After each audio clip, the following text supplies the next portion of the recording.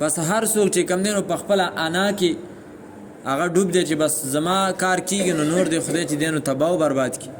او دغه وجه ده که صرف په روډ ته راوځي نو هغه غریب سړی به راوځي چې د هغه بالکل ګزاره نه کېږي، چې چا ګزاره کېږي هغوی زمړ کېږي به څه به کېږي، زه هسې هم ادا کولی شم. او یو طرف ته چې دی نو په دروغو باندې یونټ چې دی نو استعمال شوي نه دي او دومره په هغه پسې بیل راځي. بل طرف ته چې کم د بجلی د وابډا والا خپل سرکار دغه دي دا ملازمین دي د هغو دومره یونټې لګېدلي استعمال شوي چې هغو باندې 50 هزار روپۍ د هغو بیل راځي او د هغو بیل څونه راغلی 800 روپۍ. نو د دې زور د چا نه وباسي؟ خو دا د دې عوامو نه وباسي چې په دې کې چې کم دی نو اوس په بیلونو کې هغه ټکسونه راغلي دي چې ما او تا په هغې څه پوهېږو.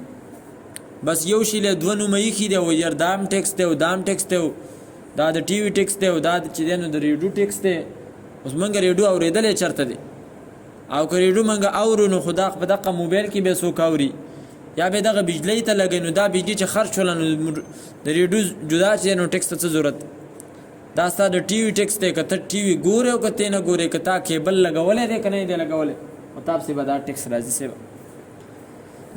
اوس خو پکې د 420 روپۍ د بټاګرام چې دا کوم اپریشن شوی دی د هغې هم پکې فیس ورکړی دی 420 روپۍ. د هغه زنګون هغه مسلمانان چا راکوز کړل او ټکس په د چا په کاته کې لاړ. په هر بیل کې چې کوم دی نو 420 روپۍ دا د هغې راغلي دي دې میاشتې. خدا شهر ناپرسان دی چې چا په مرۍ کې کړۍ برابر شوله بس هغه به پانسۍ تخیږي. تپوس بیا نشته دی چې هلکه ما څه جرم دی. دغه خلک دی الله تباه و برباد کړي چې دا ملک په دې درنو باندې خراب کړو او دا یې ویل چې مهنګایي ده او مهنګایي ده او مهنګایي ده. چې کله اوس عیني مهنګایي شوله د غریب د برداشت نه بار شوله نو اوس د هغو پته نه لګي چې څه شو، په کومه سوړه ننوتل. اوس عمرو له منډې وایي.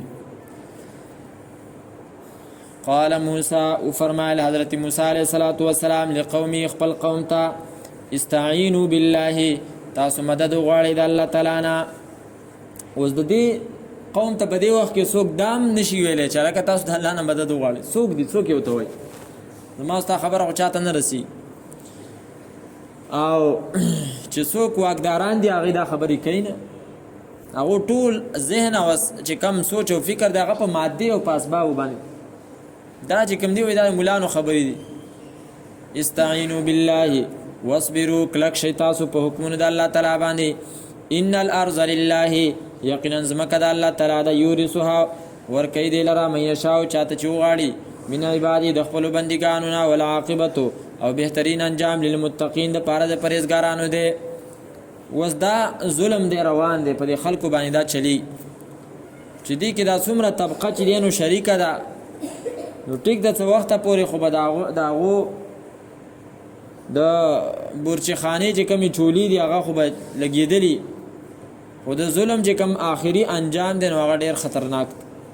د دې وجې نه وایي لا تظلمن اذا ما كنت مقتدرا فإن الظلم آخره يدعو إلى الندم.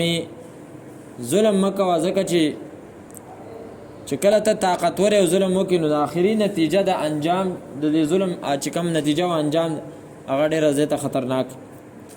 نو بیا انجام کې چې کوم دی نو دغه ټول خلک تباه و برباد. والعاقبة للمتقین ښه انجام بیا د پرهیزګارانو. قالو ویلې دي